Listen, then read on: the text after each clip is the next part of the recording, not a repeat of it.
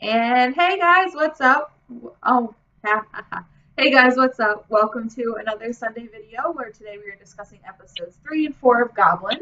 And let's just jump right on in. We're glad you guys joined us for another discussion video. We hope you enjoy it as usual. This is pre-recorded, and we'll be putting it up on our channel, and you'll see it. Wow, I ramble a lot. And if you have any comments or want to start a discussion, make sure we start it in the comments below, and we will try and answer everybody that we can. So, yeah, what'd you think, Morgan? What'd you think? Episodes 3 and 4. Well, if you want to talk about episode 3 right now, I have some mixed feelings about episode 3. I mean, like, I liked it, but it dragged, you guys. It dragged so hard. I know that there was a lot of focus on, like, the emotions of the characters, but I was bored. Like, I have to admit that. I mean, yeah, there's a lot of good stuff in it, but I was bored and I fell asleep 3 times watching it, maybe because I was really tired, but mostly it just dragged a lot. What do you think, Sam? Um, I mean, it wasn't like I was excited to begin with because I'm like, oh my God, Goblin's back on. I mean, I waited all day and texted you all day to see when it got put up.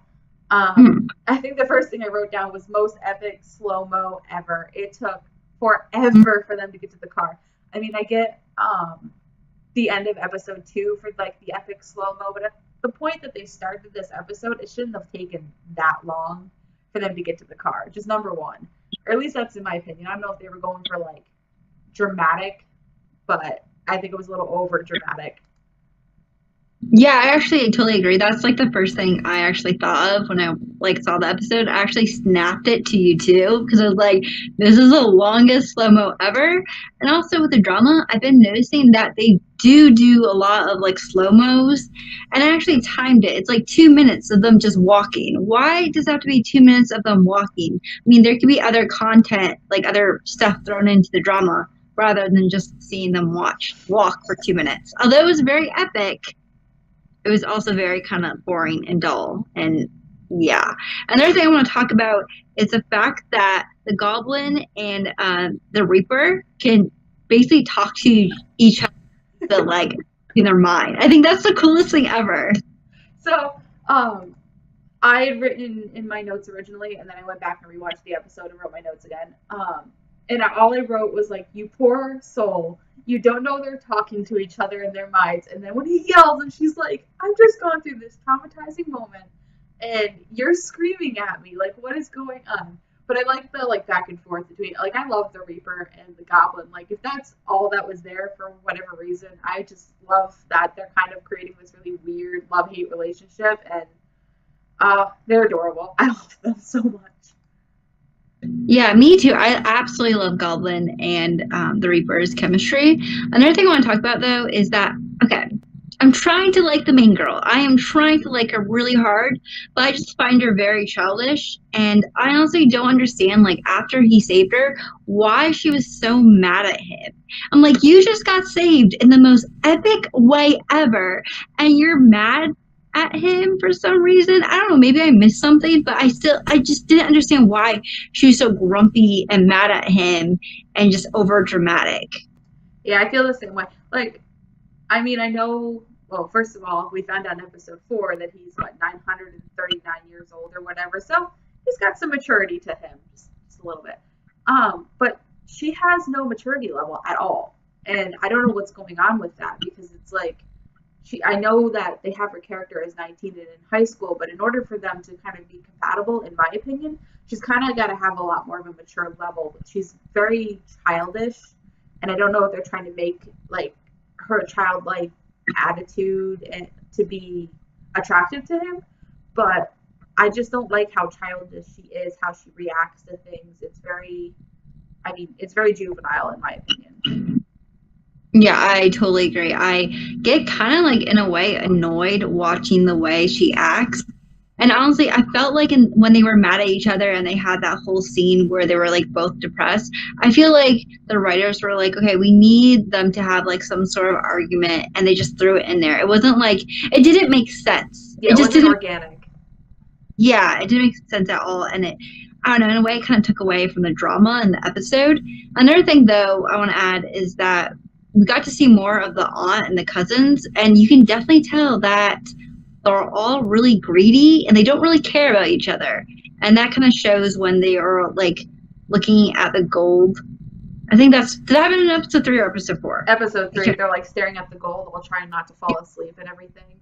I just like that the punishment, I guess, is that they can't remember anything. They can't remember her niece's name. They can't remember where they live. They remember nothing. And so that's kind of interesting. Like, are they actually going to go to jail? I don't know. But I like that they kind of got their comeuppance. But a lot of the parts of the episodes that I like had nothing to do with the Goblin and the main girl. It had to do with like the Goblin and the Reaper, or the Goblin and Duquois, whatever, however you say the name, the nephew. Because like, can we just talk about his little like thing he did when they were watching, talking about the reincarnation of the king, and he's like watching all the K-pop peoples, and then they walk away, and he's like, I laughed way harder at that 2 seconds than I probably ever should have. Oh my god, I love that scene. I cracked up so hard. Also, is it bad that like the scene came on when he was looking at the K-pop group, and I was like, that's iKON. I know that's iKON. And then our Produce 101 came on, and I was like, that's Produce 101. And I'm like, God, I need my K-pop self to sit down. But yeah, I really like that scene. I thought it was really cute. Another thing I want to talk about is the fact that I really like the scene when they were both like really depressed with each other, like missing each other, and they did like the overlap of each other. Does that make, you know what I'm talking about? Like the overlap of her like going like that, and then his face or her face comes up, and they kind of fade together. Yeah, I know. I actually screenshotted that because I thought I actually really liked the aesthetic of that. It was really pretty.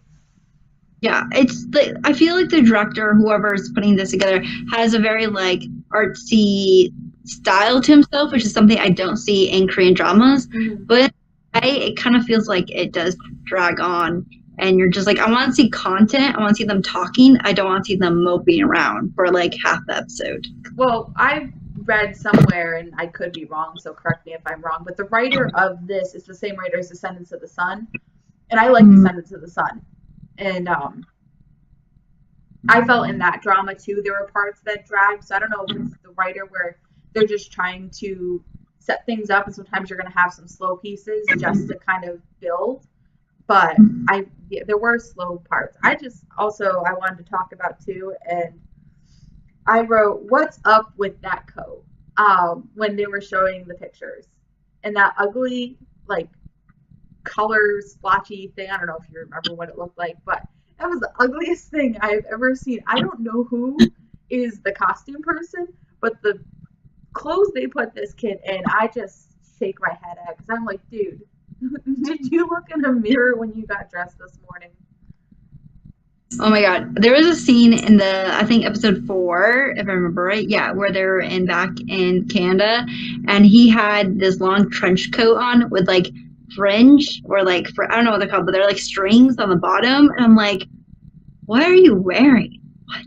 Like, it didn't make any sense. Yeah, I completely agree. The fashion sense in this drama, very odd. Like, he wears a lot of turtlenecks and same color pants. They're almost like tracksuits with like long trench coats, and like, I don't know if they're trying to like give him the like intelligence vibe or something. I don't know what they're going with, but the clothing in here just makes me shake my head. I don't have any fashion sense, and I'm still going, my God, I don't know what you are wearing. Oh, can we talk about when she blew off the squid, and she's like, no, reset, when she realized what she did, and like, he's fallen reading a book, and he realizes what's going on, and he's like, totally just I didn't know this was happening. You caught me off guard. Like, I love reading and music, and I appreciate art. I'm like, dude, stop trying to impress her. Like, what are you doing? Oh yeah, I totally agree. I actually wrote that next too. I love how it kind of like, he like pretends that he's like, yeah, I'm so cool, like I really don't care. But as soon as he saw that smoke, he was like, I gotta get ready. Where's the book? Gotta read. It doesn't seem like I'm really smart. It's like, it's kind of endearing in a way to see that he cares that much about what she thinks about him. And I actually really like that about their relationship too, is that, even though he doesn't seem like he cares a lot about her, but like a lot about her, he actually does in the end. Mm-hmm. The other thing too, like, I love his acting. I love how he cares and everything. But that's why I want like a stronger female lead. I want someone that he can care for, because I feel like it's a very one-sided acting relationship, if that makes any sense. She's very screamy, very crying all the time, upset, and then all of a sudden, like that, she's happy again. And it doesn't make any sense to me. His anger and then happiness and sadness and everything, it makes sense to me. I can feel it, I can understand it. But her, I don't believe. Yeah, I completely agree. And I know, like, maybe some people who are watching our discussion might be like, oh, you just don't like female leads. And that's completely not true whatsoever. It's just that with her character, I like what you just said, Sam, I don't understand where she's coming from. I understand that she comes from a very rough childhood. But then again, I just don't, I mean, she's just too childish for him. And it's also very... Stop. I accidentally clicked out of recording. Hold on. Oh no! I can edit it. It's not a big deal. Okay. Where did you click out? You agreed with me on her, like, us not liking female leads. Oh no, I think it might have continued recording. No, we're at 11 minutes and 34 seconds. So sorry, guys. Sorry. It's okay. We'll keep going. Keep going with what you're saying. Okay, well, I was just saying that, yeah, I agree with you. I just think she's really childish, and I don't understand where she's coming from.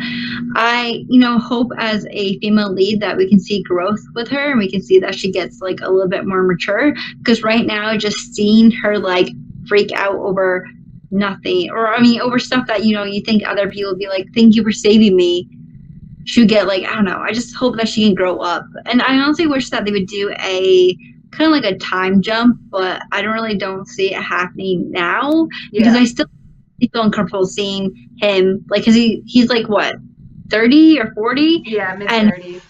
Yeah, and actor-wise, they're like close by age, and they're fine, but with the characters, he's like 30 in the drama, and she's like 18 in in high school, or 19 in high school. And yes, I know they're legal, but in a way, it's uncomfortable to watch her, like, in a schoolgirl outfit talking about having kids with him. Yeah.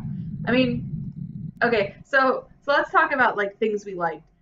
Number one, I liked that the scorekeeping when the grandfather showed up, and they're just waving to each other. Like, they don't like each other, or at least they pretend they don't like each other. Yeah.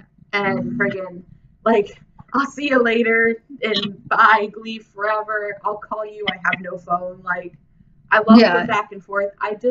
When he walked out the door and he's like, Goblin 1, Grim Reaper 0, and then the Grim Reaper put the blood on the floor and he's freaking out, which I saw someone comment on Drama Fever that he didn't say PJ, he said horse blood. It got translated incorrectly. I don't know if it's right, but it would make more sense. And if that's what it is, I have a very godfatherly sense to that, like, the horse in the bed and everything, so horse blood. But, like, the freak out he had when he's just kicking it away, oh my god, so funny. So funny. Love that so much. Yeah, oh my god, I cracked up at that scene because it was so unexpected. Because, like, I love how he was like in like such a good mood, he's dancing around, and all of a sudden he sees it on the ground, and he's like, oh my god, no, like, he literally just saw a bug.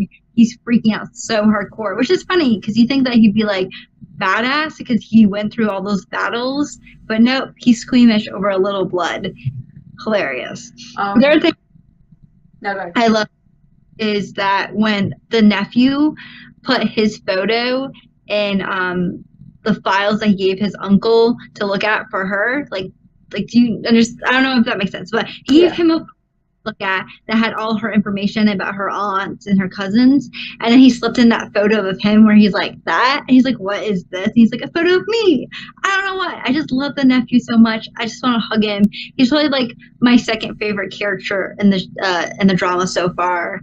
I love him so much. If I had to go like rate them right now, my favorite character is the Grim Reaper. By and far. I love the Grim Reaper. And then to be like the nephew, and then so Grim Reaper, nephew, Goblin, and then the main lead. Because right now she's not impressing me that much. But can we talk about the fact that Grim Reapers go to school? They have Reaper mail. They have like conferences and dinners, and I'm like, what is going on? Like at the beginning, I thought he was the only one, and then you shoved the second one, so there must have been more. But then like they all congregate, and then the female Grim Reaper, and they're all like, oh my gosh. I just want to see more of like the Grim Reapers, I guess, community. The best word for it. I want to see more about them and learn a little bit more of like how they become what they become. And I don't know if they'll show it or not. Yeah, I definitely want to know more about at least the Reaper's backstory and what he did to become a Reaper. I think that'd be very interesting. I also just want to mention about some of my favorite scenes with the Reaper was when he was leaning against the car, when the car was like rolling away, he was leaning against the car, and he looks down at her. She looks up, and he's just like, "Hey," like so nonchalant, like, "Yeah, this happens all the time." Yeah, I think I wrote that down too. Said, love how the Grim Reaper acts like everything is normal and he's just over there, like, doing, like, hey, what's up? This is an everyday thing. I also wrote too, how is she not more traumatized? Like, the car just got cut in half. And she's like, there's no shock. There's shock and there's scared, but then after, like, she's walking down the road and it doesn't really seem like she's actually freaked out by what happened. And I don't think she's been around enough magic to not be freaked out by what's going on. So I don't know. But the Grim Reaper, I love him. He's great. Can we talk about him crying a little bit with that ring? Like, I don't know if he remembered something or what, but I want to know why he cried when he saw that ring. I don't know if he is the reincarnation of the king and he's seeing that princess girl, and because I think Sunny's the reincarnation of her, and kind of like not necessarily remembering, but his subconscious is remembering everything that happened and him regretting it. So I really want to understand why he cried. Well, I wrote a whole section down on theories. And one of my theories I have is basically the Reaper is the king and the queen is Sunny. Maybe Sunny is the king because who says a person has to be reincarnated into the same gender? Yeah, that could be possible too. So definitely think on that right track of that. They're both like, because do you know how like they're talking about, well, at least I think it's in episode 4 about how we found out that the Reaper has to have done something really horrible to become a Reaper. So the king basically killed a bunch of people. So I mean, I think it was more of a theory though. It wasn't an exact like they did something. Oh, also can we talk about the fact that both of them had to ask the nephew how he knew the Grim Reaper was the Grim Reaper, and he's like, dude, first of all, you were there and now you're in front of me. And how could I not know? You've been talking about this. It's not like you're subtle about the whole thing. You would think they'd be more subtle, but they're very flamboyant with their magic. So I'm shocked more people don't know what's going on. Yeah. Also, can we talk about when a couple of things with the Reaper? One thing I love is when she and the Goblin were at that like cafe getting juice, and the Reaper showed up, and she's like, "Oh my God, are you here to take me?" He's like, "No, I'm here. I'm a regular here. Like I come here all the time." Because it's so normal, you wouldn't expect it. Right. Another is when our grandfather found out, like came to the house and saw the Reaper there, and the nephew's like freaking out, like, oh my God, like I don't want my grandfather to find out that I rented at the house. And so the Goblin was like, yeah, he's my friend. And the Reaper said something. He goes to say goodbye to his friend. He goes, go well, be healthy, and never come back. Like, I love the relationship so hard. Like, can they be the main couple? Like, do we have to watch her and him? Can just the Reaper and the Goblin be the main couple of the show? Right. Moving into episode 4, the one scene I loved was when the Goblin went to go meet that kid that he gave the sandwich to. I loved that scene. It was like I don't know what he was trying to get to, but I love that he had said, I've been watching you and cheering you on. I haven't forgotten about you in that day. And he's like, I've given 1,000 sandwiches before, but you're the only one who's tried to change your life instead of more people asking for favors. And I really Yeah. appreciated that. Like at the end of that guy's life, he showed up again and said, like, I've always been behind you, even if you didn't know that I was always behind you. And that was really nice. Yeah, no, I completely agree. I felt like, in the beginning of episode 1, when we saw that scene, I was kind of like, you know what, it's kind of nice to see that he's kind of doing something nice for other people. But, I mean, I really didn't see that there was going to be a connection later on. But when we got that connection, like when the old man died, I was like, that's kind of weird that they're showing someone dying. I was like, well, maybe the Reaper is coming around to kind of get him. And then when he opened the door and he turned into that little boy, I started crying. Like, I cried because, like, it was just like, it brought it in a circle, Mm-hmm. and it's kind of like nice for him to see him once again sitting down and like just getting that closure. And also when they opened the doors to heaven, I was like, Okay. I don't know if you thought, but I'm like, there's a literal stairway to heaven. Like the song yeah, started playing in my head. I'm like, what is going on? But it was such a nice scene, and even though I think it added more to the Goblin's character of who he is. And so that was nice that he doesn't just punish; he helps as well. And it seems like he's fairly fair in what he does, especially when he matched the two people in the coffee shop up together, or the juice shop, or whatever it was they were in.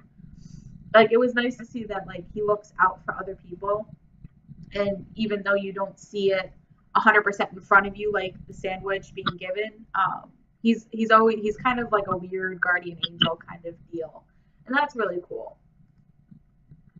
also I want to talk about how the fact that I don't know why. Like I think that I even wrote it right now in my notes that I feel like she acts like a gold digger in a way. I don't like saying that, but like No, in that I'm right with you episode, with that. yeah, how she was like, first she wanted the money, and then she's like, actually, I just saw your house. I just realized we should get married, and you're wearing your school outfit. Like that's so kind of creepy in a way, and it turned me off of the character once again. Like I want to like this character, I want to root for this character, but I've yet to feel like a connection to the character. And I wasn't a big fan of her explanation as to why she didn't say she had seen the sword. It was like it didn't make any sense. I wish that she would have said it if she had seen it, she would have said it sooner. Because to say that he'd get mad, like he's been looking for this person for this whole time, and he even asked her point blank, "Do you see anything?" And she said no, and then gave a half answer as to why she didn't see it. It was like, I thought you would go away if you knew I saw it, and it's like that's not how this works. Like he's looking for you, he needs you to pull the sword. And I think we got to a little more of an explanation of what happens when she removes the sword. I think he dies instantly because I know we were asking ourselves earlier, does he live on a mortal life? But I think once she removes it, he goes. Like that's how it sounds like the explanation is. See, with me, I don't know. I kind of feel like maybe he lives. I don't know. I mean, I guess we have to wait until the next episode to see what really happens. But in a way, I don't know. I didn't like her explanation either. And for some reason, I feel like maybe they could have done a flashback of maybe her being friends with someone and then them having like, I don't know, something wrong with them, but being a ghost and her helping them and then them going away. Because then that explanation of her being afraid of him going away would make more sense. Mm-hmm. But it just didn't make any sense at all. Another thing I want to talk about is that I also wrote that, I also like the fact that the aunt and the cousin finally got what they deserved. And I also I don't get the fact that there's cherry blossoms. So is it when he gets really happy, cherry blossoms bloom, or is that just like, I don't know. I just wrote it down because I was really kind of confused about that part because I feel like I don't know because if you remember when he saved the mother, cherry there's cherry. blossoms popped. So I don't know if it has any connection with her or if it is a mood thing. But I mean, they're pretty, so that's kind of nice. But I want a little more of a backstory as to why cherry blossoms. Like the rain when he's sad makes sense, but why cherry blossoms does it only have to do when he's around her because that's when they came up again? Or is it really a happiness deal? Oh, can we also talk about him being drunk on 2 beers? That's 2. me. He's bouncing around and like, I will buy you everything on this shelf and I'll buy you all the toothbrushes you ever want. And oh my god. 2 beers though, too. Gosh, that scene made me crack up so hard. I was like, he can't be drunk as he's like stumbling all over the place. And I'm just like, I love you, I love you, I love you. Like you're a cinnamon bun, and I just want to squeeze you. Mm-hmm. Also, another thing I want to mention out, I'm not sure if you saw it, but when she was in Canada and she was sending out a letter, she put it in the mail, but there was no stamp and there was no address. I noticed that. So I wonder if she was actually meant to send it out to someone, or it was just like writing a letter to herself or the Reaper. I don't know. I don't know what's gonna. Maybe that's something that'll pop up like later on or toward the end of the season, whatever. As like, I don't know what I'm trying to say, but it'll show up at the end to kind of tell her that everything that was going on was real. That's the only way I can think about it, is that she'll get a letter from Canada and realize that everything that was happening happened. But that's the only thing I can think of, honestly. Yeah. The other thing I want to talk about too is the them thinking they're bipolar, anxiety, all of that, and just the news health reporter going through all of the symptoms of like bipolar disorder and whatnot, and like wanting to fight, and he comes out like this, and he's like, "Who wants to fight me?" And he walks away, and the Grim Reaper's like, "Well, I want to fight you," so he gets up and walks away, and the nephew's like, "You both are crazy. Like, what is going on?" Yeah, no, I flipping love that scene. I also love the fact that she was like in the beginning when she's standing there and she was like talking to him, which was also very creepy the way she was talking to him, but she was like sitting there trying to talk to him with her mind, and he's just like, "What's going on?" And she's like, "I thought you could hear me." And he's like, "No." And she's like, "I love you so much. I love you. I love you." And he's like, Well, "What are you doing?" to go back, like he had lied to her and said that the reason why he had shown up one of those times was because he could hear her thoughts. And so that's where she's coming off of, is that he said, "I can hear what you're saying." Yeah. So she's thinking that, well, he can hear everything, so I'm going to not think about everything directly or think about things in pieces. And so for him to be like, "You're crazy. I don't know what you're saying. Like, what are you doing? Why are you staring at me?" And vice versa. The Grim Reaper is staring at her going, "See the sword, see the sword, see the sword. You can see the sword." And she's giving him the exact same look. The mind reading part of this, I love. And I love that they think that, well, I love that, first of all, that she thought he could read her mind. And then the Grim Reaper is like full on trying to get her to like hear him. And it's just not working. Yeah. Another thing I really like is that when the grandfather was like, when he was bringing her to her own like apartment with his nephew or grandson, and he was like talking about his grandson, and it's like, yeah, he's untrustworthy, like I don't trust him. And it's kind of funny how the grandfather was pretty much like not bashing like in a bad way, but just kind of making fun of his grandson. Also, I wonder what happened to his father. Yeah, Like, I do too.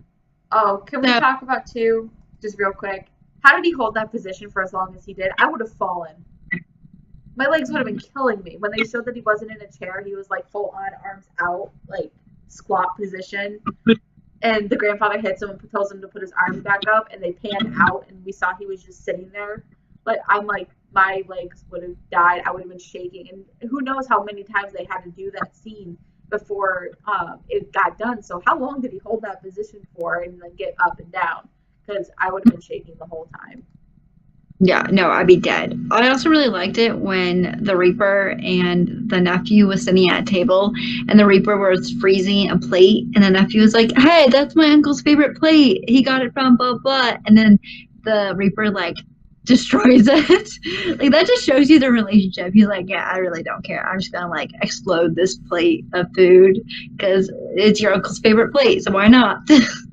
Well, I also like to when the Goblin and the nephew were in, I think it was like the same juice shop, and the Reaper has his hat on, so the nephew can't see him. And so he's so confused about everything that's going on.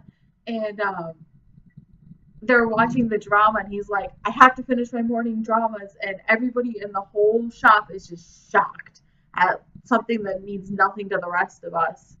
And I don't know where I was going with this. But anyway, I like that the nephew was just like, why are you yelling at me? What is going on? Who's next to me? Like, by this point, he should be used to it. And I don't think he is, and it kind of is hilarious. And I thought he knew about the hat, but I guess he hasn't learned about the hat yet, and that he can't see the Grim Reaper if he has his hat on. Yeah, another thing I really like was that, I mean, I just like the fact that the Reaper is a K-drama lover, like we are. That just shows you the type of personality he has. But also, when the a part came out where the Reaper was walking down the street, and all of a sudden he saw Sunny everywhere, I love that. At first, I was like, I didn't get it, but then I started seeing her face everywhere, and I love his reaction. He's like what's Oh my god, so funny. I think I don't even think I wrote that down, but like that was funny. That it took me a minute to realize what was going on until I took a closer look and noticed that it was just Sunny everywhere. And he's like, oh my god. Oh, like the reactions he gives are priceless, and they're so good, and they're so funny. And yeah, if I could just have the Reaper and the Goblin through this whole thing, and it's just their friendship, I would love it so much. So good, so good. The other thing I want to talk about too is I love the ghosts and them showing up in her school and finally getting that awful, awful girl in trouble with the cigarette, and then going, "Can I have a light?" to the teacher, and she's like, "What's going on? Why am I saying these things?" So it was kind of nice to see that they finally got punished for doing stupid things, and that other girl stood up for the main girl, because for whatever reason, I can't remember her name to save my life. If you remember what it is, Untalk, is it? Yeah, it's like Untalk or Taken or something like that. But it was nice that she turned around and went like, "She doesn't smoke. What are you talking about? That's clearly your cigarette." So it was nice to see that the bullies kind of got a punishment out of everything, every awful thing they've done to her. Yeah. No, I at first when I watched that scene, I actually thought that it was the Goblin doing it, but then when the ghost showed up, I was like, "Oh, like that's awesome!" Like that they showed up and they were there for her, kind of protecting her, which was really nice to see. Another thing I just want to mention real quick is the fact that I don't remember what episode it was because I can't remember, but there's a scene where Death, I think it was episode 4, where Goblin made fun of the Reaper for basically calling him a Reaper, and he went to the room, and then Goblin basically went like maybe like 10 minutes later to go check up on him and say sorry. Like that just shows that their relationship is really growing. The fact that the Goblin went to go apologize for what he said. I also like too that he was like, "I don't care what you did in a past life. I hate you either way. Like you could have been the best person in the world. I'll still hate you. So don't worry about it. My hate's still the same," which you actually know means love. They love each other. Something's gonna happen, and they're gonna protect each other, and it's gonna be adorable. And I can't wait. And you know what? When the Goblin finally does die, because I really do feel like we're gonna have a sad ending with this, the Reaper is going to be sad. He is not going to be excited about it, even though he's saying that he's on Untalk's side. He's gonna miss the Goblin when he goes. So, and he's gonna cry again eventually. But here's my thing. This is what my theory is of the end of the drama, is the fact that he's gonna die and then he's gonna get reincarnated and come back, but not and like meet her again, but not remember basically what happened. Like a historical drama. Yeah. I do not like sad dramas. You know this, Sam, because you made me watch Scarlet Heart, and that scarred me for life. And I cried for the whole like last episode, and I snapped you crying because I was like, I can't do this. No, I'm not doing that again. So can we talk about too the poem at the end of episode 4?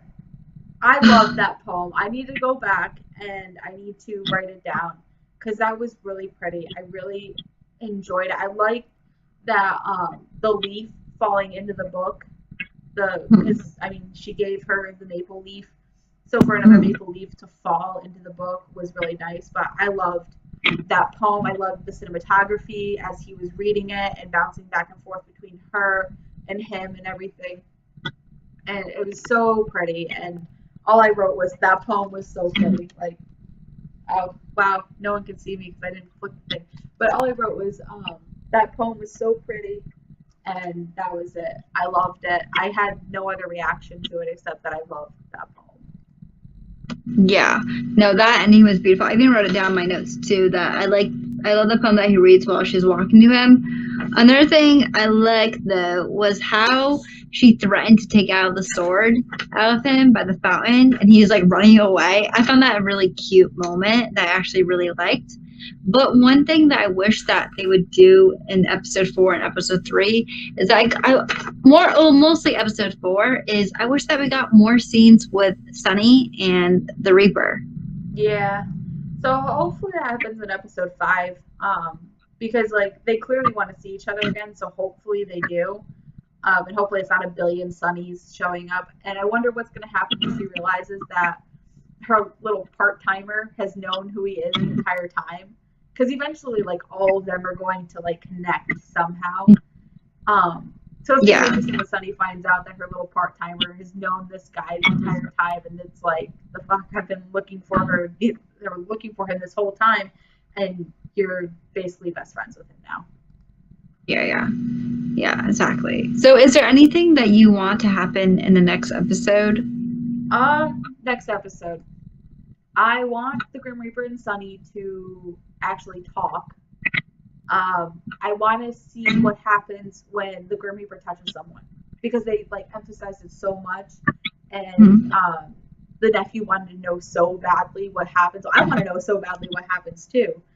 I want a better foundation for the Goblin and the main lead. I don't like the foundation they have right now is very flimsy, in my opinion. Very, very flimsy. So I want a better foundation. And that's about it. I don't really... I'm enjoying the show. I really am. These two weren't exactly... I wasn't as excited about them as I was the first 2 episodes, but I think that's how they wanted to set it up. Was the first 2, they need you to come back. And now that you've come back, okay, here's the story. But I definitely want a better foundation. I want to see Sunny and the Reaper back together and to start watching them grow. As much of the nephew as they want to throw in there, they can throw him in there as much as possible. And I really love the Goblin and Reaper's relationships. I want to see more of that as well. Well, for me, once again, I want to see more of Sunny and the Reaper, and I want to see some. I have some questions I want to be answered. Once again, I want to know where the nephew's father is, like what happened to him. I also want to know where I can't say her name, but I'm gonna try. Untuck, something like that. I want to see what happened to her dad because of course she lost her mom, but what about her dad? I also want to know more about that old woman / not old woman person. I want to know her story, her backstory. But I feel like there's so many things we need to know more of, and it's so early in the story to know it yet. But so far I'm really liking it. The only thing I really don't like is just the main lead and her childish ways, because it does get annoying. Like, I want to root for her. Like I've been saying this whole discussion, we want to root for her. We want to feel kind of like in a way, attached, not attached, be able to we want to root them on, and I'm not really rooting that hard. Yeah, me too. So that's how I feel. Do you want to rate them, Sam? Or is there anything? Yeah, okay. So yeah, we're doing it on a I guess 10.10 star scale, I guess, is how we did it last time. Episode 3. I don't know. I might be a little generous and say I would give it a 7. Just because all the Goblin, nephew, and Reaper scenes I love, but wasn't one of my favorites. And episode 4, I would give it like a 7.5. Again, love the Reaper, love the Goblin, but she's very childish, very much a gold digger, and it's just kind of frustrating. So it's not that I didn't enjoy the episodes, but it wasn't as much of an enjoyment as I had last week. So for me, episode 3, I wrote, I give it a 6. And I wrote that it was slow for me, and I didn't understand why she was so mad at the goblin in the beginning. And also, like, there was really slow parts, and I thinking, like, slow parts of them thinking about each other, which was visually really nice, but somewhat boring. Maybe the storyline needs to move forward at a fast rate, because I feel like them falling in love was really fast. But I hate it, and I just don't like the fact that they fell in love so fast. I don't like that at all. But in the next episode, I gave it an 8. And I felt like I like this episode a lot more. And, we have Shin, or the goblin, wondering, if he wants Untuk to become his wife. Because, she's already kind of obsessed with him, pretty much. And so, I'm left wondering whether or not, like, how she would react if she knew that he would die if she removed that sword. But I gave it an 8 for episode 4. All right. Is there anything else to say? I don't know. I don't have much else to say. I hope next week's a little more exciting, but we'll see what happens. I didn't stay around for the preview of at the end of episode 4, so I don't know what's gonna happen. I didn't wait for it.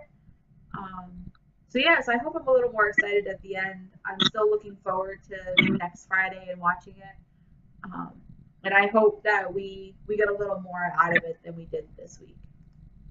Yeah, me too. Well, anyways, you guys, I hope you really enjoyed this discussion video, and I hope you guys, would love to get involved with the discussion. Write comments down below, because you're more than welcome to.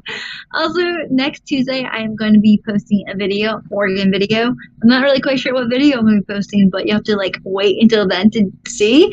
But it will be amazing, of course. But always amazing. Of course, we're going to be posting episode 5 and 6 discussion next Sunday. Next Sunday. So please wait till then. But anyways, you guys, hope you enjoyed this discussion. And if you did, please feel free to press that like button or write comment down below. Or, you guys can subscribe to our channel and enjoy the awesomeness and our confusing talks. I want to call our subscribers the black hole, the black hole family, because K-dramas are a black hole. Right. I don't know. We'll come up with a name.